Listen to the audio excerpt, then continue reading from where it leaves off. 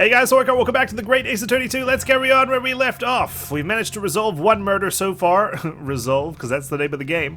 It was Tobias Gregson's murder, and the man responsible is, of course, Judge Seishiro Jigoku of the Empire of Japan. The man partially responsible for the assassin exchange, along with his British counterpart.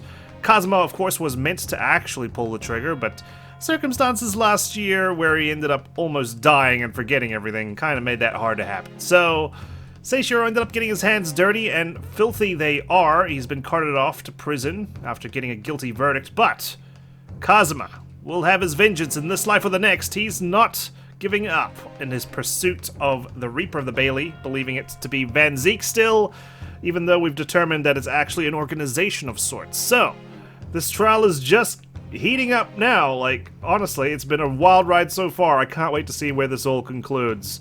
Let's keep going. What? Could the same be said if it turned out that the key piece of evidence in question was in fact fabricated? The evidence that Clint Van Zeek's supposedly held within his body that required an autopsy to reveal. If the inspector, the coroner, and the prosecutor all colluded together to cast an innocent Japanese man as a mass murderer and send him to his death. That's outrageous! Is it though? There's a lot of mystery shrouding the Professor case 10 years ago, and it's about time we lifted that fog. And now, 10 years later, for some reason the secret has been threatened and needs protecting. Which is why the inspector and the coroner had to be silenced, isn't it? I have to say, I am wondering, why now? Why 10 years later, as Kazuma arrives on the shores of Britain to avenge his father? Why is this all happening? Is there something afoot? I don't think it's a statute of limitations kind of gag again. We did that in the first Ace Attorney game of all time. By someone in power in Japan and in Britain. Using the two killers recruited for the assassin exchange. For a closed trial, this crowd is very busy. Order! Order at once! 10 years ago, my father was convicted in this very courtroom as a mass murderer, to be sentenced to death. But it was all a sham, and I swore to myself that I'd prove it. Which is why I had to come to Britain. Whatever the cost. Jeez, Van Zeek's still unfazed. You'll have to forgive me. For if I feel compelled to toast this vengeful Nipponese's tenacity of purpose here. However, he who fails to quash his emotions in the courtroom has failed as a lawyer. Come on, Kazuma, you know this won't wash, I say very emotionally. You're claiming your father was misrepresented in a trial that took place a whole decade ago. Get over it, man, let it go. He must see that without evidence, that's nothing more than a wild accusation. As it happens, I have evidence. What? Ooh, something your father left you, perhaps? As the court has heard, I crossed the channel to France with Gregson on the 31st. I went with him on the pretext of being the assassin recruited to kill Seishiro Jigoku. But my true intentions were to make the inspector tell me the truth. Wait. Okay. Wait.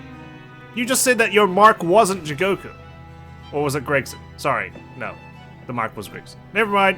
Forgive me. Carry on. What truth? The truth about the evidence. And he acknowledged what I'd already deduced. There's a closely guarded secret about what went on in that autopsy 10 years ago. What? A secret? I know nothing of any secret. While we waited for my supposed mark in Jigoku's cabin, I drew my clan's illustrious sword Karuma before the inspector's eyes. He very quickly understood what my true motive was. Right, I see. You're that Asogi's young lad, are you? And what? You're gonna cut me down with that thing, is that it?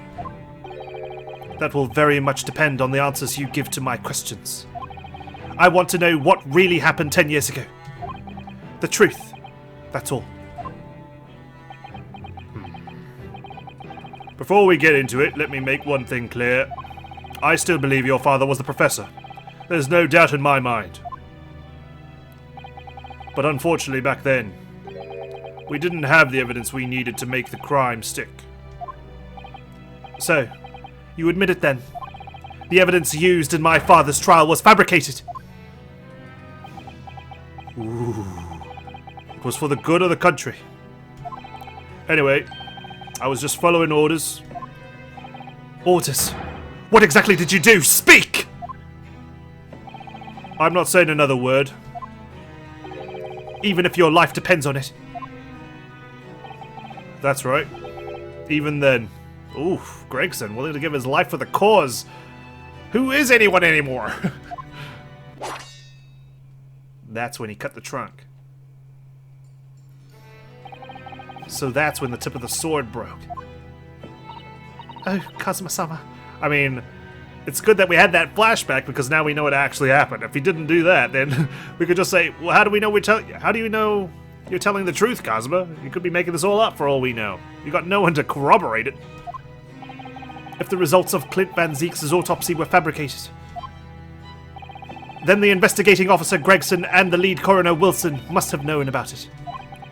And they can only have been ordered to pervert the course of justice in that way by one man. The man leading the case for the prosecution, Baroque Van Zeeks. Ah, but Kazuma. Stupid sexy Kazuma. Van Zeeks actually took over the prosecution from a certain somebody else in this courtroom.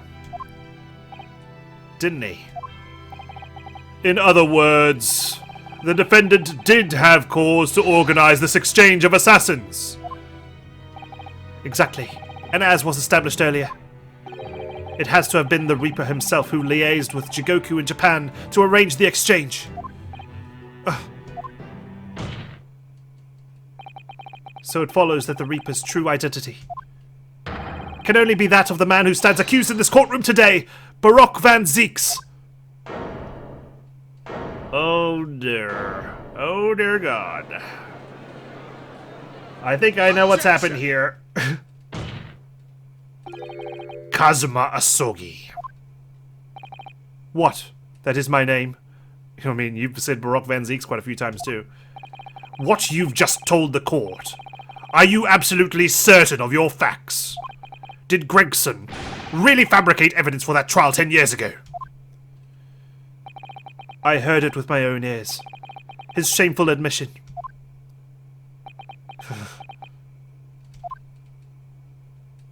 He's shaken.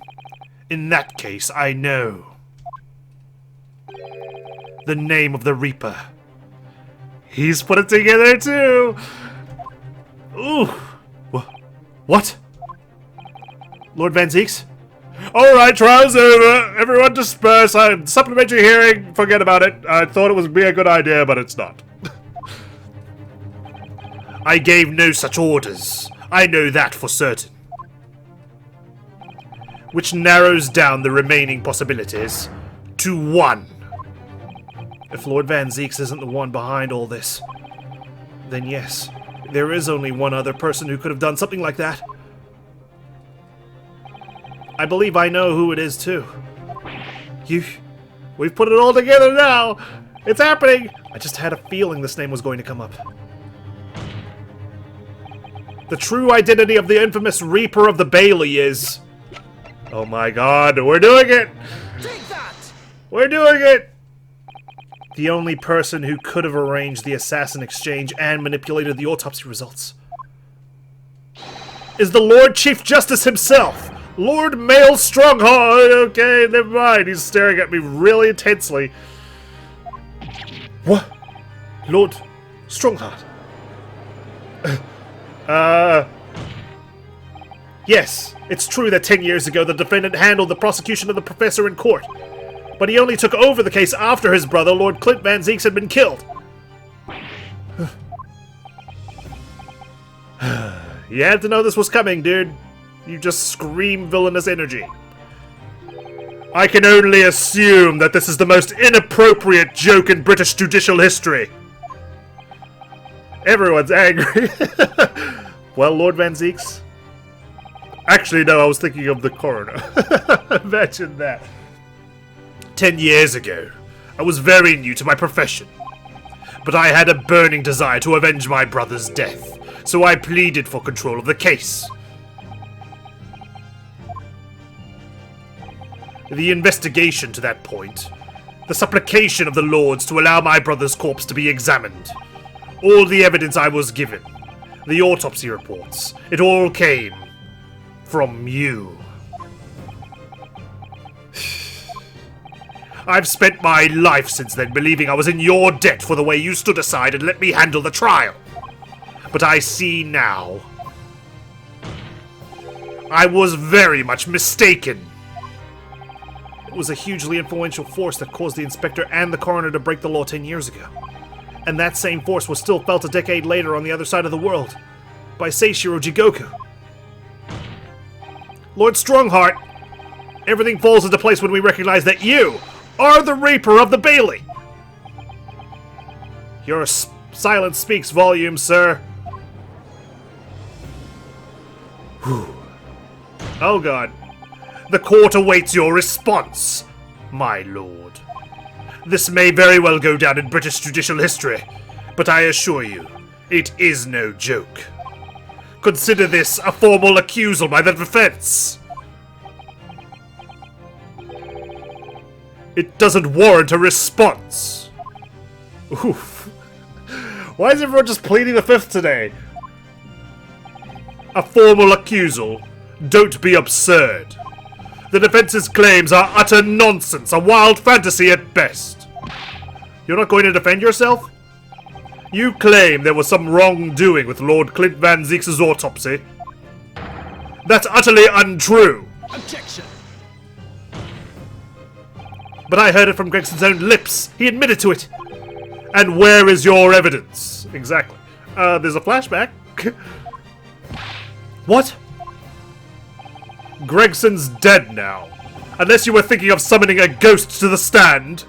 It's not like we have spirit mediums. Where's Karayan Village? You mean to say... I forget how the system works in your little backwater country. But in the courts of the British Empire, without evidence, there is no case. I have no intention of entertaining some wild fantasy that can't possibly be substantiated by anyone or anything.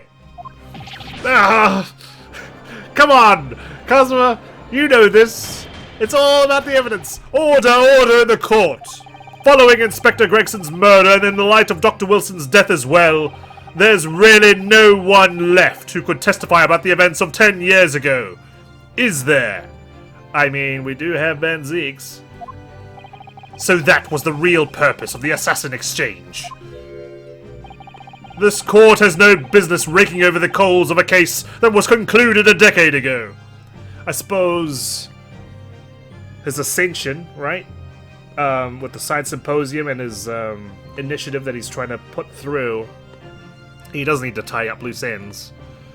It's just, jeez, he could have done this way earlier, you know. He didn't have to wait 10 years. The accusal brought by the prosecution and the defense is categorically denied. I take it there are no objections. Oh, I object. Kazuma, he's more or less waited his whole life for this moment. He just set his sights on the wrong target. Is there really nothing else we can do now? Is there no other avenue we can go down in pursuit of the truth about what happened all those years ago? If only there was someone who could testify about Clint Van Zeek's autopsy. There is someone. He's gone to extraordinary lengths to cover his tracks. But someone else actually performed the autopsy all those years ago. Even so far as dispatching an assassin all the way to Japan to ensure Dr. Wilson's silence. And Dr. Scythe won't say anything against Strongheart. But there's still one ray of hope. Objection. We got plenty of people who can testify, thank you very much. Actually, there is one person. One person who could still testify about that autopsy. Don't be ridiculous. There is no one left. Ryunosuke, tell me, please. Kazuma, please! This trial can't end. Not yet! I'm not doing this for you. I'm doing it for the truth. And for my client, actually. I can feel the daggers coming. The person the defense would like to call to the stand to testify about the autopsy of Lord Clint Van Zeeks is... Eugene Mikatoba. Heaven help us, another Japanese! God. Oh, shit. Sorry. This has been an emotionally charged trial. I need to let it out with a laugh. Okay? An expert in forensics medicine, my lord. Professor Eugene Mikatoba. 16 years ago, he came to London with Seishiro Jigoku and Ryunosuke as a visiting student. Alright, pull yourself together, Wayne. Come on. Shit. Alright. I need to do the whole cheek slap thing. It doesn't sound as cool when I do it, though. Alright. And what could his testimony possibly tell us? Professor Mikatoba was the primary assistant during the autopsy in question. He was also the person who actually penned the report. Incorrect! The autopsy was carried out by the coroner, Dr. Wilson. The report carries his signature. Next, please!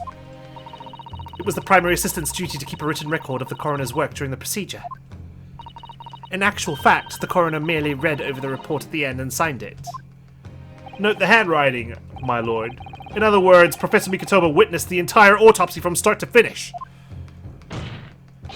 The defense demands that Professor Mikatoba be summoned as a witness as a matter of urgency. Whatever really happened in that autopsy laboratory 10 years ago is something only he can tell us. How about no? The defense's demand is denied. What? But Professor Mikatoba is in London at this very moment. We could summon him to the stand in minutes. No, of course he's not going to agree to it. Strongheart has no intention of summoning anyone who knows. He's too concerned about protecting himself. Prosecutor Asogi, let me refresh your memory as you seem to have forgotten the prosecution's stance. Only minutes ago you accused the defendant of being the Reaper and of masterminding the assassin exchange. I did, yes. So present your evidence for those claims and make your case complete. At this time, I don't have the requisite evidence. But that's exactly why we need witness testimony. The Professor case is closed. There are no clues in the distant past that will bolster your argument today. I'm afraid to say, Prosecutor Asogi, that you would appear to be possessed by the spirit of your late homicidal father. Ooh, damn, Strongheart. Now, as I stated earlier, this court has already reached a conclusion with respect to the matter at hand. Inspector Gregson was murdered by Japanese Supreme Court Judge Seishiro Jigoku. Clear there's too many Japanese in this court, and too many of them are part of a murderous conspiracy. As for any hidden circumstances that may exist, they will be investigated in due course by the proper authorities. Objection! Bullshit! But we all know that we all know what will happen. That'll just give the mastermind of the whole venture time to cover his tracks again. By which you mean me. Your punishment for this contemptible behavior will be decided at a later date. As for you, Prosecutor Asogi, you will be remanded following these proceedings. Willingly, I trust, since you gave your word.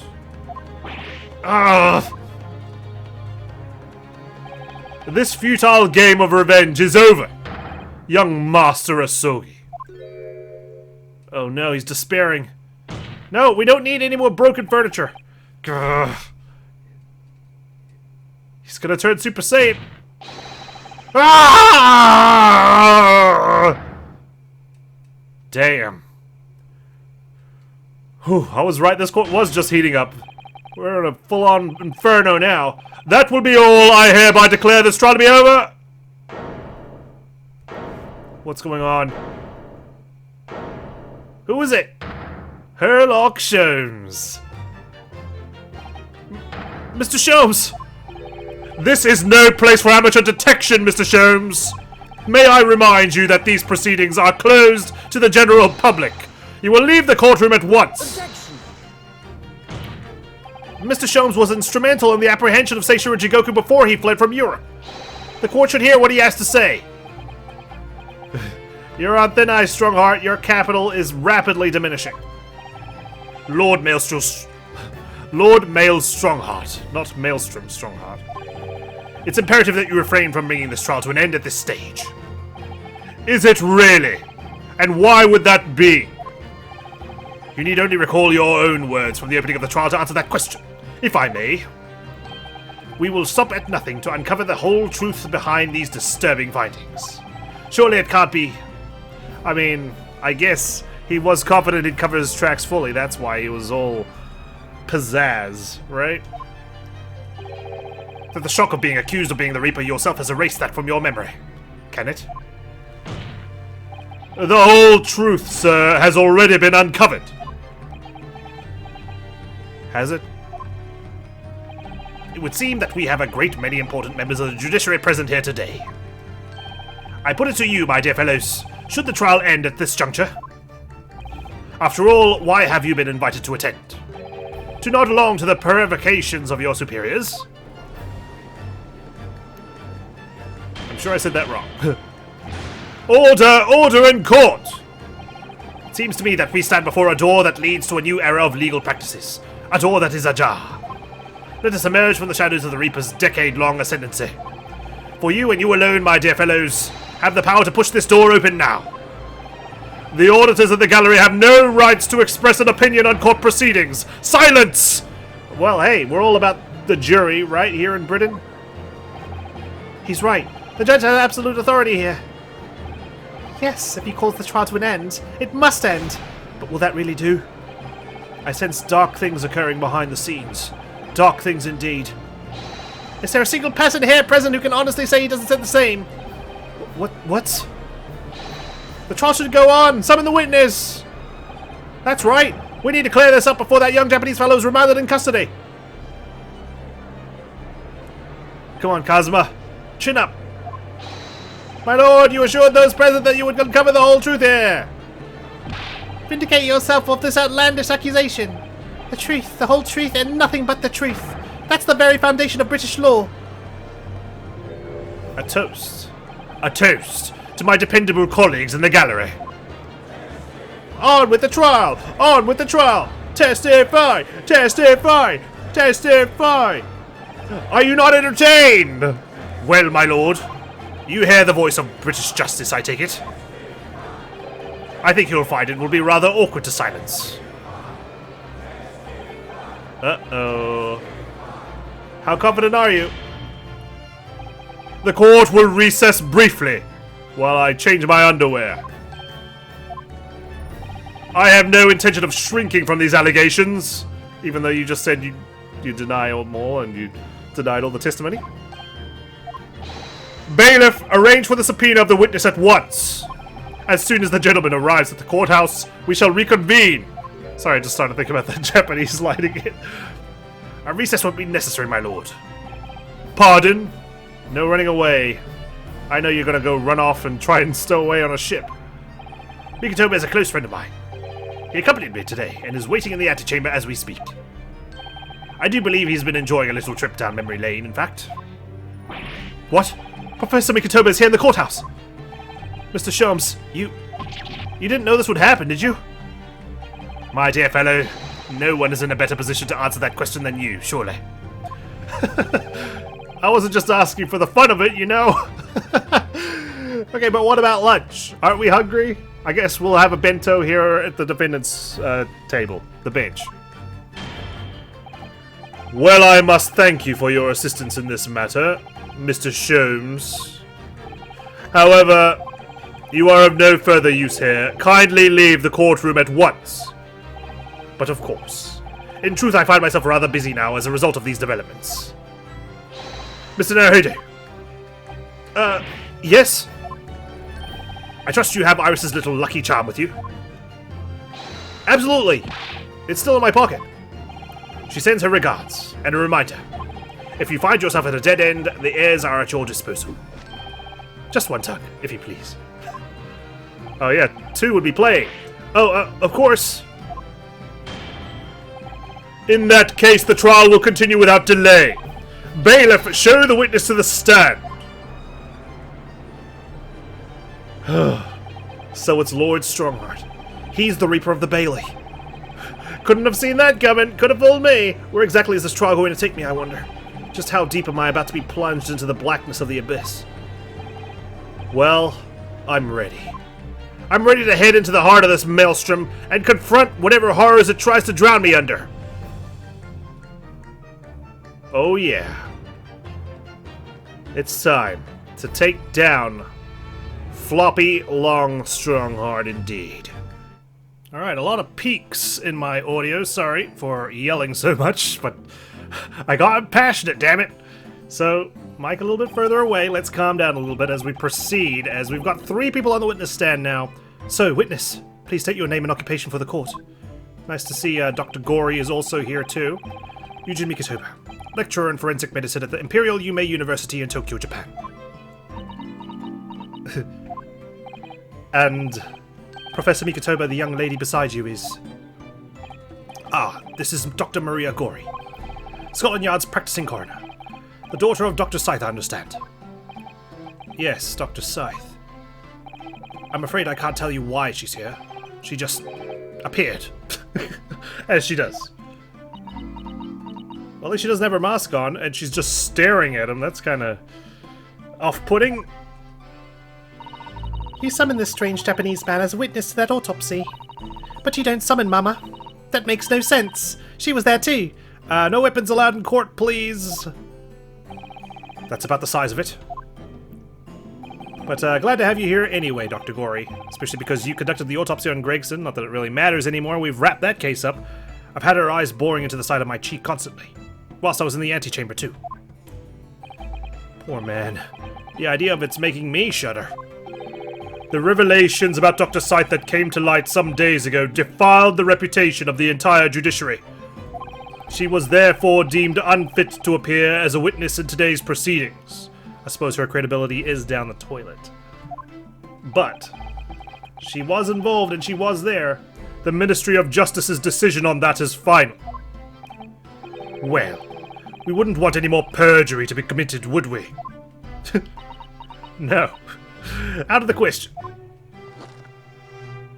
It's back on. The Ministry of Justice? Some questionable strings are being pulled, I think. I remember you, Dr. Mikatoba. But I certainly never expected to be meeting you under these circumstances. Yes, it's been a long while, Lord Strongheart. The prosecution understands that you were a visiting student of forensic science in London until 10 years ago. That's right. I studied under Dr. Wilson at St. Sinus. So you were present at the autopsy of my brother, Lord Clint Van Zeeks? I was, yes. I assisted Dr. Wilson with the entire procedure. Mama's far more skilled than any Japanese man. Well, Dr. Wilson asked me to be his primary assistant on that occasion, so I don't know what to tell you, okay? Jeez. And this autopsy report was actually penned by you, I believe. Yes. I noted all of the doctor's findings, and when we were done, he read through the document and signed it. Poor Mama. As secondary assistant, she wouldn't have had such a good view of all the innards. So, Professor, do you remember Inspector Gregson? Yes, of course. If it wasn't for his insistence, Lord Van Zeeks' autopsy would never have happened. But he was absolutely convinced that it would reveal decisive evidence against Genshin, you see. So Lord Strongheart had to entreat the nobility to allow it to take place. Do correct me if I'm wrong, my lord. It was as a result of that autopsy that a mass murderer was apprehended and justice was done. But Gregson admitted it before he was killed. He admitted that the results of the autopsy were fabricated. Even though we've got no evidence of that. You were there at the time, so you must testify. You have an obligation to tell the truth about what really went on. Absolutely. That's precisely why I'm here. And that's why I'm here too. I guess to verify his findings? Very well then. You will give your formal testimony now, witness. But before you begin, a word of warning. Oh? You will state truthfully and accurately what you saw and what you heard at the time. I wouldn't dream of doing otherwise, my lord. The moment your testimony verges on supposition, I will expel you from my courtroom. Remember that. Okay, well, we're balancing on a thin wire here. Whew. Let's do this. Witness testimony. What do you got to say for us? The autopsy of Clint Van Zieks. From my own observations, I couldn't say there was any indication of the autopsy results having been fabricated. Death resulted from a wound made by a Western-style sword transfixing the heart. That I found a little strange. There were no other signs of internal injury. Nothing questionable at all. It was just that beautiful but dangerous piece of evidence removed from the man's stomach. Presumed to have been swallowed by the victim as a way of posthumously identifying his assailant. Okay, interesting way to conceal evidence. No indication. Nothing to suggest fabrication. Professor Mikatoba, are you certain about that? Are you sure about that? Well, nothing that I could positively identify as such, much less swear to in testimony. It was 10 years ago. Ah!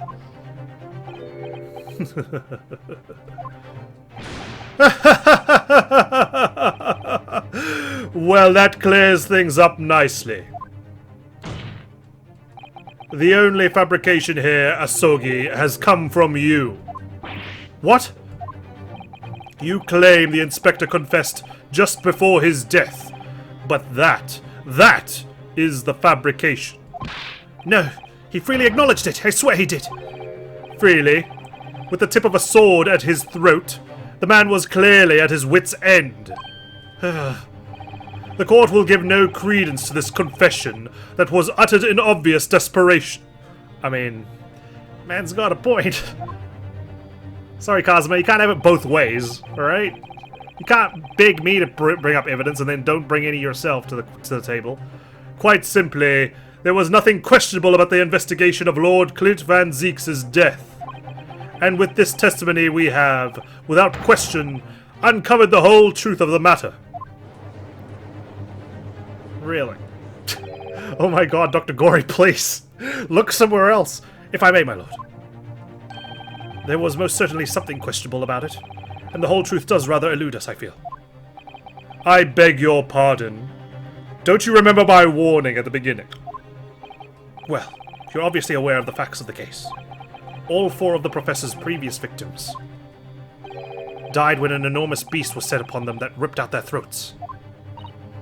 Oh, such horrifying crimes. Is this the Hound of the Baskerville?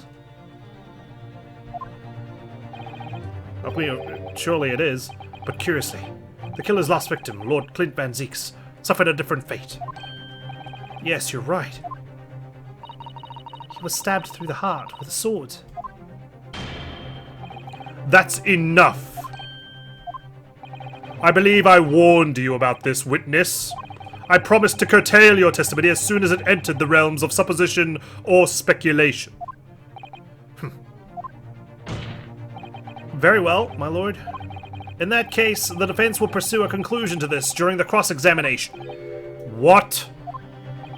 I have the right to cross-examine every witness after testimony. And I fully intend to exercise that right. Again, I should put a sign up on the front of my bench. Ryunosuke, I'm afraid that even the presiding judge has no authority to contravene the letter of the law, as I'm sure every member of the judiciary present in the gallery would agree. Yep, that's the sound of them agreeing, all right.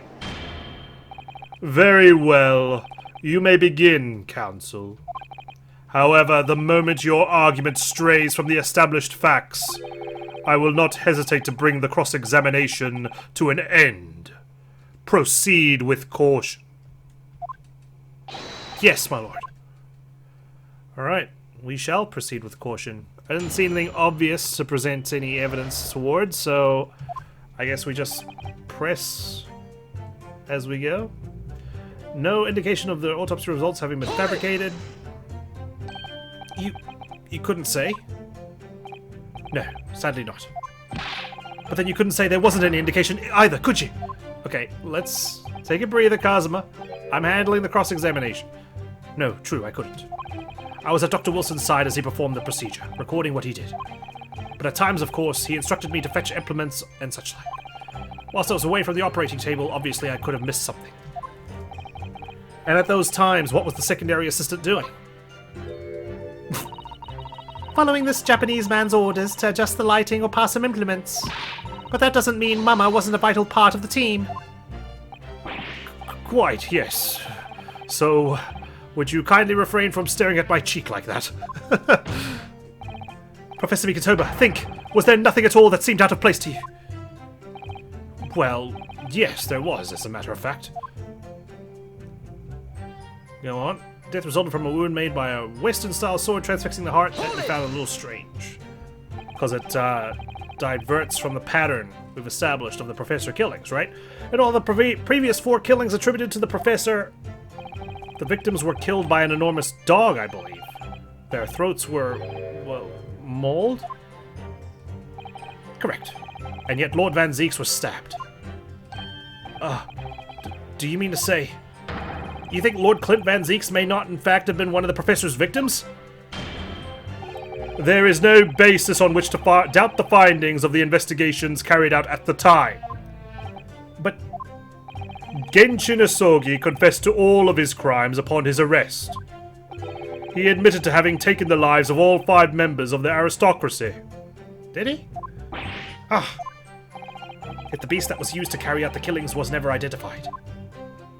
No evidence was found to suggest that Genshin had ever kept a dog. Okay, so maybe he was a vampire. A true hound of hell.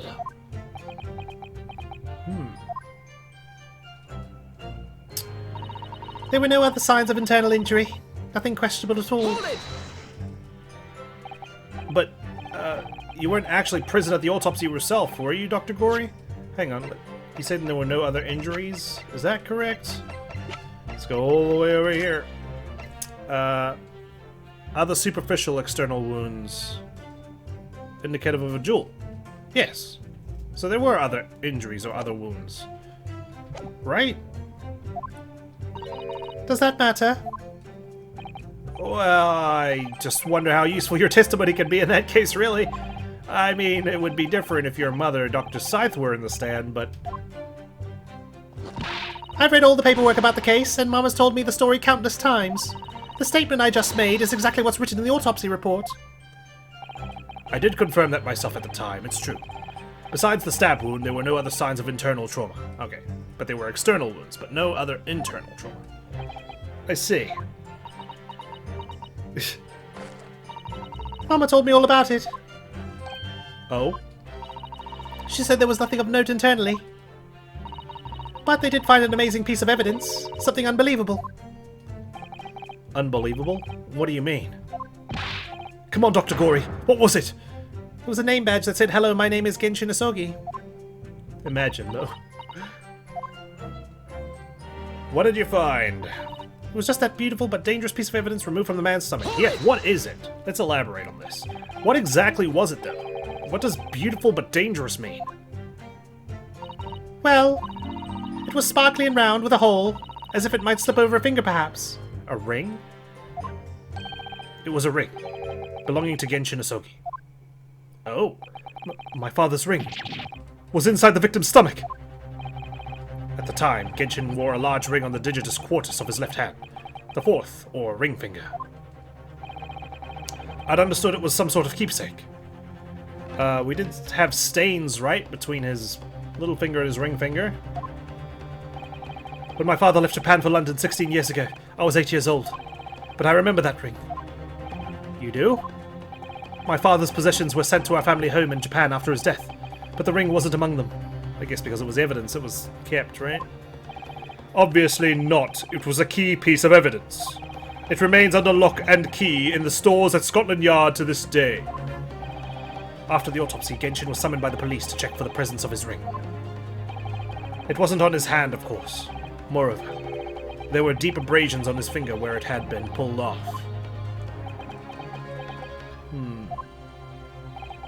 They arrested the man there and then, right before my eyes.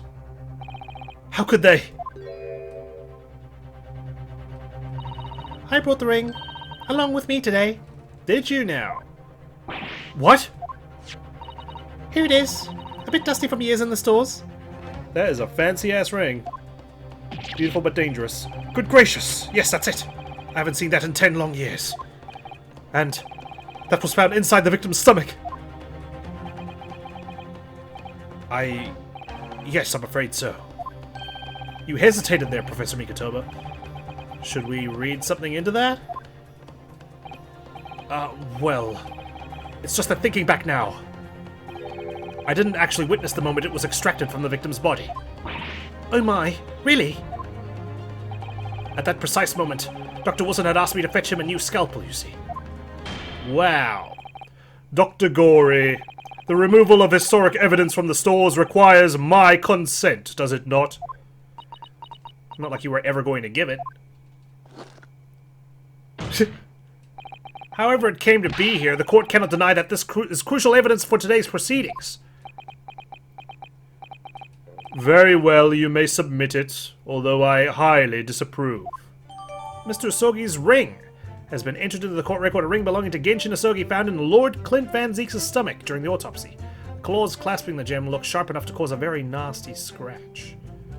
Okay, so, I mean, obviously Van Zeek's fingers were the one that had colorations on them, and this is Asogi's ring, so that doesn't compute. It's not the sort of ring normally seen in Japan. They almost look like claws protecting that jewel. We must examine it very carefully, Mr. Naruhodo. Very carefully indeed. Oh, you bet your ass we will. Presumed to have been swallowed by the victim as a way of posthumously identifying his assailant. Hold that thought, Van Zeeks. I need to have a look. These fat claws are doing a good job of protecting the equally fat gemstone in the middle of this ring. Yes, if you were clumsy, you could give yourself a rather nasty cut on them, I should think. Ow! Now my finger's bleeding. Claws really are sharp. Oh my, that was very quick clumsiness, Mr. Naruhodo, even for you. Ugh. Who would make such a dangerous ring? You couldn't swallow it without doing yourself some fairly serious damage, surely. Which is interesting, because there were no other internal injuries, were there? A sticky mochi bun of about that size would go down much better, with some red bean paste in the middle. Someone as clumsy as me would probably manage to choke on it somehow. Anything else of note? I don't think so. But the fact that this very easily cuts you makes it very curious indeed how Clint Van Zeek swallowed it without damaging his internal digestive system.